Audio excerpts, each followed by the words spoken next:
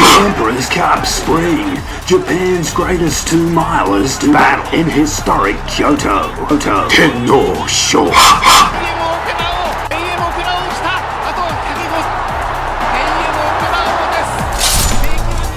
Hey world wide web, Lew Dub of Staying the Distance, the Melbourne Cup and Horse Racing channel.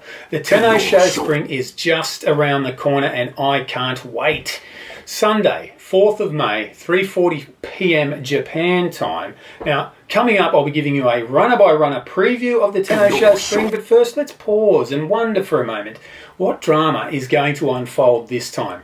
Will we get a runaway leader, a failed favourite, or a champion and concreting his name in history? The Tenno Sho Spring has been run since 1938 and it's had multiple two-time winners. Just think of recent decades. We've had Kitasan Black, TM Opera O, Fenomeno and Fierement in 2019-20 who've won it twice. But unlike the Goodwood Cup or the Ascot Gold Cup, we've never had a three-time winner. But who knows, maybe this year one of the 4-year-old stayers takes his first step toward Tenno Sho Spring immortality. Okay, here's a look at the top contenders. Redentor starts favourite. Those odds on screen were taken from Japanese website Netkeiba on 29th of April. Once we start the runner-by-runner preview, you'll see the latest odds taken Thursday night Japan time after the barrier draw was completed.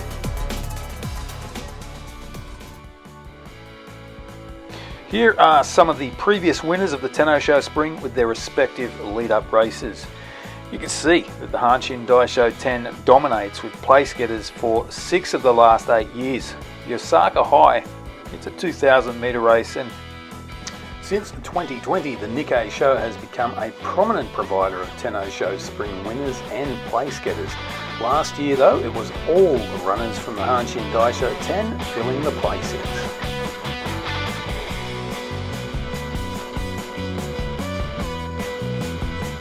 Arata, born in 2017. He's been around and he's won 7 of 28 starts, but this is the first race beyond 2,500 metres. This is also his first crack at Group 1 level. His career highlight would have to be his Group 3 win at Fukushima last year. That race over just 2,000 metres. His last 2 starts though, kind of settle it for me that he's not going to be up to this. He's finished 14th in the Group 2 American Jockey Club Cup and 9th in the Group 2 Nikkei Sho. He has got 1 win on yielding ground though. Win Erfold, the 8-year-old with 2 wins in his 36 starts. He's raced over exactly 3,000 metres 4 times and his best result was 3rd on yielding ground. The Tenno Sho Spring is his first crack at 2 miles. Any rain will help this guy though, as his most recent win way back in April 2023 was on good ground as opposed to the usual firm ground we usually see in Japan. Blow the Horn, is he back? His last start 3rd in the Hanshin Daisho 10 was a little glimpse of the Blow the Horn of this time last year. I do find it hard to trust him since he performed well below his potential in the Kyoto Daisho 10, Japan Cup and Arima Kinen in late 2024. Remember though, this guy finished 2nd in last year's Tenno Sho Spring after finishing 3rd in the Hanshin Daisho 10 of 2024. Same jockey on board that's been there for his biggest successes. And for all the Melbourne Cuppers out there, Blow the Horn's jockey Akira Sugawara was on warp speed and rode a great race in last year's Melbourne Cup. Jan Kazuma, another of the older horses, the 7-year-old has 4 wins from 33 starts. I expect he'll be running in the same red with yellow stripes of one of the major contenders, Byzantine Dream. The picture used on screen was from a good while back. Anyway, Jan Kazuma has had 3 attempts at Group 2 and never finished better than 9th. His last start 2nd in the Group 3 Diamond Stakes over 3,400 was solid, and while I can't see him winning or placing, I'm surprised at how long his odds are. Sunrise Earth, 4-year-old horse. He won the Group 2 Hanshin Daisho 10 in his last start. It was somewhat of a surprise given he was 4th pick in the market. Anyway, prior to his win in the Hanshin Daisho 10, he was 2nd in a conditional handicap, carrying the top weight. Before that, he was a disappointing last in the Group 2 Nikkei Shinshun High back in January. What I can say about that first run is he definitely wasn't fully fit. He started that race weighing 540 kilograms. His second start this year he was 534, and before starting in the recent Group 2 Hanshin Daisho 10, he was down to 526 kilograms. I expect this guy to find a position near the lead or even leading, so eliminating some of the bad luck that can befall you when trying to weave your way past 14 other horses. This would be a first Group 1 win for trainer Koichi Ishizaka, but not for 45-year-old jockey Kenichi Ikezawa. Redentor, the favourite. He's won 5 of his 8 starts. His one race at Group 1 level he finished second in the Japanese St. Leger back in October last year. Since then he's had one start, the Group 3 Diamond Stakes over 3,400 metres, where he won by a healthy margin, about 4 lengths. You can see that race in my Tenno Sho Spring lead-up races video, just published last Sunday. A couple of things in this guy's favour. He's trained by Tetsuya Kimura, the guy that trained Equinox, Regaliera, the Urimikinen winner of 2024, Chavinia, the Japan Oaks winner of 2024, and a decent stayer called Authority that won a couple of Group 2s and was runner-up in a Japan Cup. Of course, I must mention he's also got Aussie jockey Damien Lane on board. Lane's already won a few Group 1s over in Japan, the Mile Championship, the Derby and the Urimikinen. Predaria, a 6-year-old entire with 4 wins from 20 starts. This will be his first attempt at 2 miles. He's a horse with 2 Group 2 wins, both coming at Kyoto, one over 2,400 metres, one over 2,200 metres. I do feel he's been below his best in recent starts, finishing 7th, 11th and 6th in his last 3 runs. On all occasions, the market had him finishing closer, but that didn't eventuate. He's got one of those Group 2 wins on rain-affected ground, so I think Connections may be hoping for more rain than is predicted on Friday. Shonan La Punta. Well, this 4-year-old entire has been going close at Group 2 and even Group 1 level for pretty much all of his short racing career. His best performance would have to be his 4th in the Japanese St. Leger. He certainly finished off decently over a similar distance to what he's facing here in the Tenno Sho Spring. His return to the track in January of 2025 showed promise, finishing 2nd in the 2,200 metre Group 2 Nikkei Shinshin High. However, he started favourite in the Hanshin Daisho 10 and really never looked like winning. Tail of the field and giving too much of a head start to Sunrise Earth. He did run home in the second fastest final 600, but the winner, who was on the pace, clocked the fastest last 600 metres. I am Spring, I am the man with John, I am the bat. Kyoto Racecourse is home to the Empress Cup Spring. The outer course has a circumference of 1,894 metres and the home stretch measures at 404 metres. Something to keep in mind is the steep incline the field will have to contend with along the back straight. The runners will be faced with that gradient as soon as they race out of the barriers before storming downhill between turns 3 and 4 into the home straight. Chevalier Rose, the 7-year-old entire, is trained by 52-year-old Hisashi Shimizu, who trained 2-time Tenno Sho Spring champ Kitasan Black. Late last year, this horse had 2 strong wins in races of some repute. He won the Group 2 Kyoto Daisho 10 over 2,400 metres, then took on the 3,600 metres of the Stayers Stakes and won. He stayed off the track until late March when he contested the Nikkei Show and finished a distant 12th. But I do put a lot of that down to the wet conditions. Limit Buster. I'm quite surprised that this horse is in the race. In all his 18 starts, this 5-year-old has never raced at black type level. His most recent win was his career best in terms of prize money, but it was a narrow win, and you'd expect him to win by a bit more if he's going to be competitive here. On the positive side, he's trained by Haruki Sugiyama, the same fella that trains Justin Palace. A nice day for the owner, and he might be the pace in the race.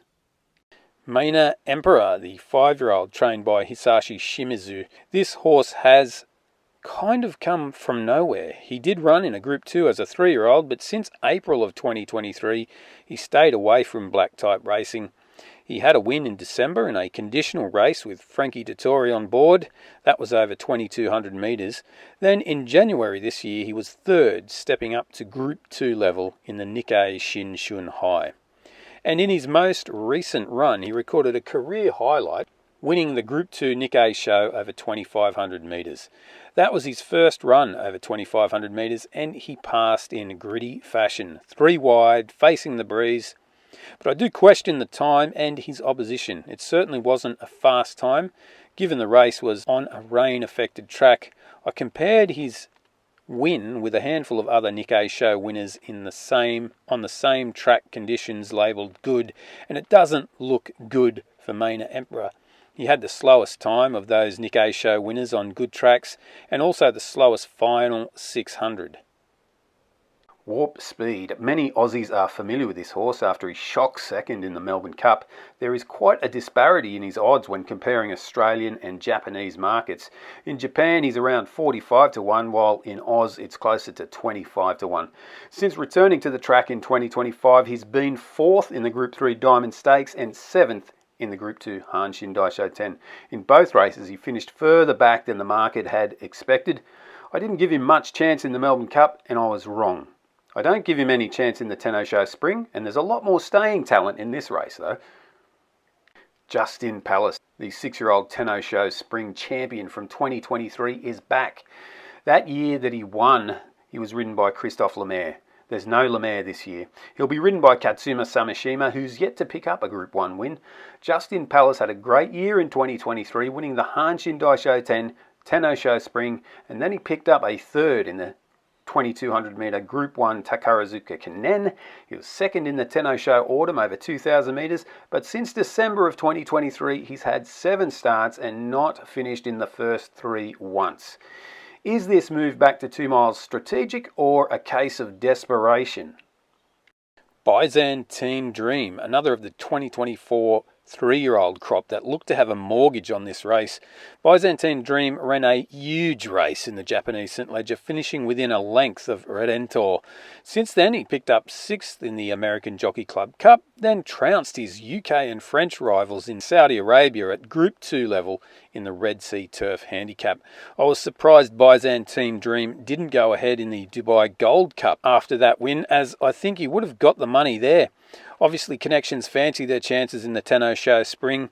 He's very attractive odds. I think that's only because his last win was overseas. I remember taking advantage of a situation like this a few years ago when Subjectivists contested the Ascot Gold Cup after winning the Dubai Gold Cup. Hayatenofukunosuke, also known as Fuku-chan. He's another exciting 4-year-old stayer. This guy is on the rise. He's won his last 2 starts since finishing approximately 10 lengths off the winner in the Group 1 Japanese St. Leger. He did suffer some interference in that race, not enough to say it cost him 10 lengths, but significant ground. You can see that race on my Tenno Sho Spring lead-up races video. The positive news for this guy is his growth. He competed at 516 kilograms in the St. Leger last October. In his recent win in March, he weighed in at 540 kilograms. This guy is bigger and stronger. He needs to be, of course, but it's reasonable to believe he'll finish closer than he did in the St. Leger. Another positive, the 2 horses that filled 2nd and 3rd in his recent win over 3,000 metres, I might add, have both since won. This would be the first Group 1 win for 46-year-old trainer Naoya Nakamura. It would be a 2nd Group 1 for young jockey Mirai Iwata. The weather is looking fine, though on Friday it looks like quite the deluge. It does appear that it will most likely be a firm track on Sunday. As always, be sure to check official form guides before you bet. For something new to Staying the Distance, which is more than just a race replay channel, every preview that I do, I'm going to be betting with a $50 kitty, and we'll see if we can make a profit at the end of the year. My top pick has history on his side. He doesn't have one of Japan's big name trainers, but I think that's why he's presenting at such attractive odds. Okay, as you may have already picked it, my selection is Sunrise. Starting off, we're going to go $30 the place with Sunrise Earth and also $10 the win on Sunrise Earthquake. The other $10 I'm going to use, let me show that one. And so it's going to be $5 the place on Byzantine Dream and $5 the place on the one with the crazy name, Hayatenofukunosuke, also known as Fuku-chan. Yeah, we like him. And those were the prices that we saw at the race. We did earlier in the week, the prices have gone offline at the moment. Anyways, check the odds and pick a winner.